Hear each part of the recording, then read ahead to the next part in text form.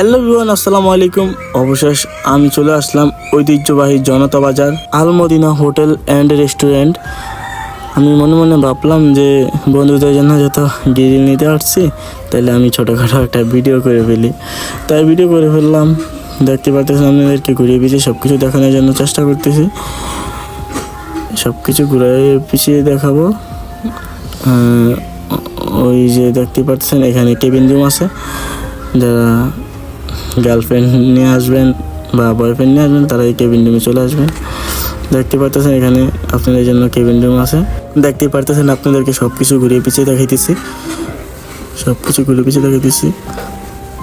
এখন ওই দেখতেই পারতেছেন আমাদের কোয়ার্টারগুলো কাটতেছে, সুন্দর মতো বলছে যে কেটে দিতে।